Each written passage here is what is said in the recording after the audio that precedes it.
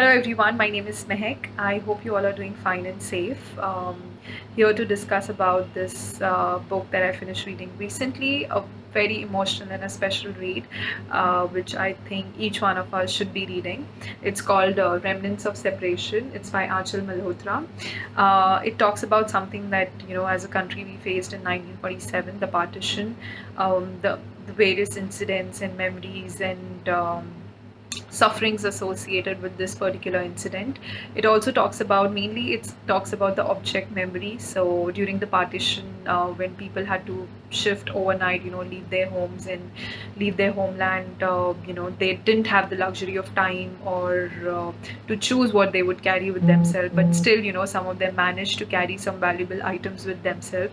So the author has tried to understand in this book that what was the reason behind selecting a particular object during those crazy times, and what memories are associated with those objects today, and why after all those years they have stored this particular object.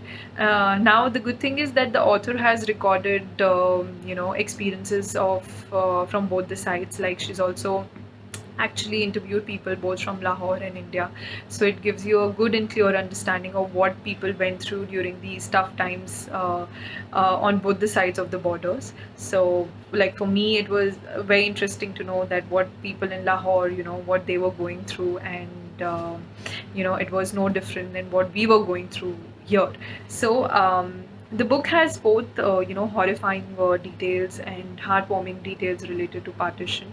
Horrifying, which most of us have, either heard from our grandparents or watched on movies, like women being raped and family members being shot in front of you, and people actually, burying their children, 2 3 year old children, live for the fear of them being, killed or raped and stuff like that. So, yeah, the book has those horrifying details like this, and I'm purposely not going to dwell further into it.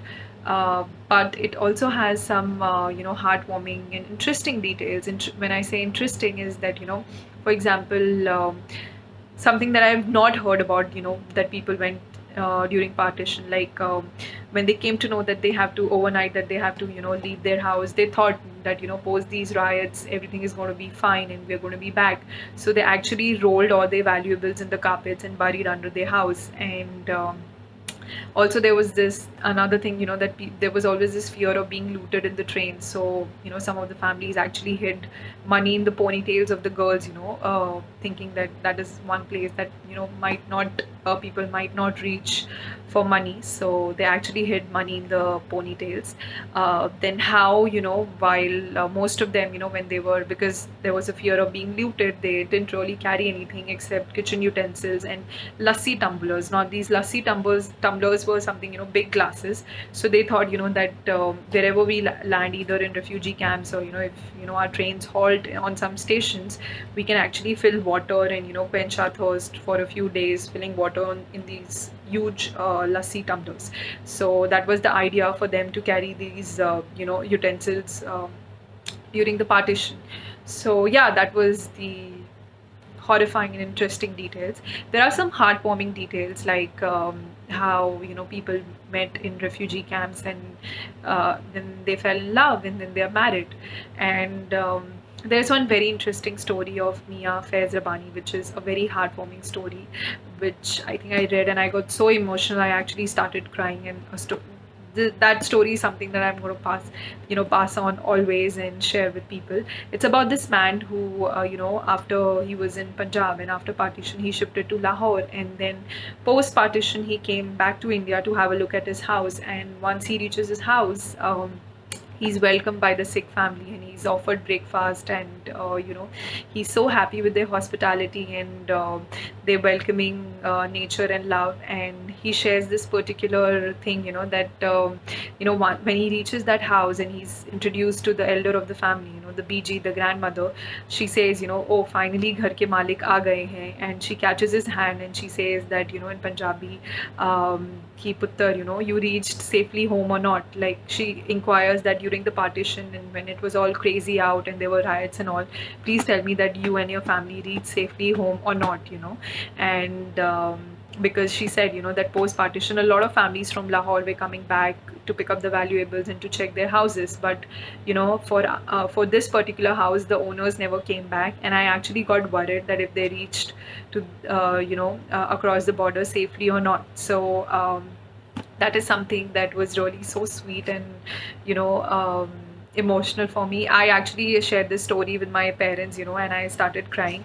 And like, yeah, she stayed in Punjab, I folded the page. She says, Puttar, mainu das tusi khair naal pahunch gaye si. So, he says, Faiz Rabani says that, it came so surprising and shocking to me that she was actually so, she's never met me, and she doesn't know me, and yet she was so worried about the well-being of my family.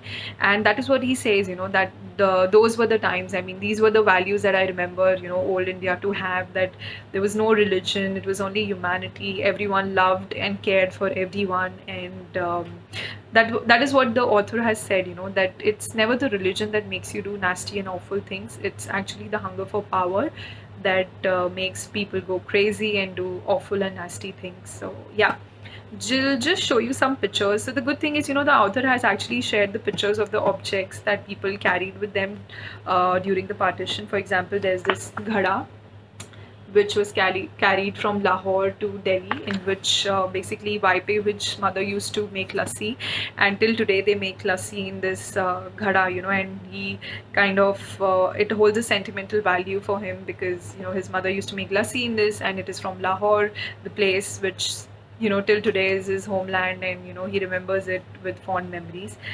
Similarly, there's this pearl necklace that was carried, and then there is this dupatta, and yeah, okay, there's this very interesting, this man who stays in old Delhi, and he's a Muslim, but he says, this land till today, no matter partition or what, this land till today is mine. When a Hindu dies, his ashes are thrown in the river, and whereas, for us, we are born here, this is our land, and when we die, and you bury us, our ashes gets mixed with the soil and we become Hindustan. So this land is very much ours, as it is of Hindus, which I think India is known for. And yeah, like someone carried a pair of scissors that their mother used to use during stitching, and someone carried a dupatta, and someone carried a Pashmina shawl. Beautiful pictures. Yeah, so all these things, and the reason that people are holding on to these things, there's a beautiful picture of the Maang Tikka also, which is actually on the, yeah, which is actually on the cover page also, and it is 100 years old.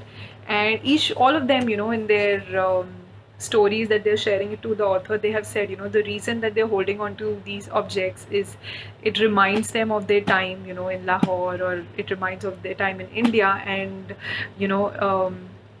the stones, for example, in the Maang Tikka or dupatta, the fabric used, and the ghada which they got from Lahore, each reminds them of their soil and their homeland, and that's the only memory, tangible memory that they have of that old times and old place, and that's the reason that they're holding on to it. So yeah, which was a very special thing. So I think kudos to the author for writing this book. I can also imagine her, turmoil and pain, because as I said, there are some horrifying details. So as a reader reading, it felt painful, and she was the one who was right there in front of those people recording firsthand. So I think it's very brave of her.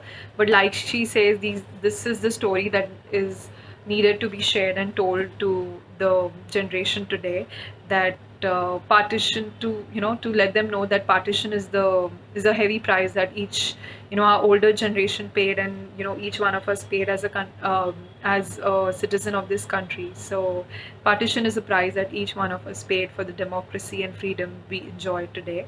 And yeah, so please give this book a try. This is like, I reading this book, I got in touch with the author online, and I told her that although I don't have any heirloom that I'm going to give it to my kids, except for the books, but this is one book that I'm going to share it to my kids, in the future, and tell them to read, to know what, your great grandparents went through during this awful and horrifying times, of partition. And so, fun fact is, my family is also actually from Lahore.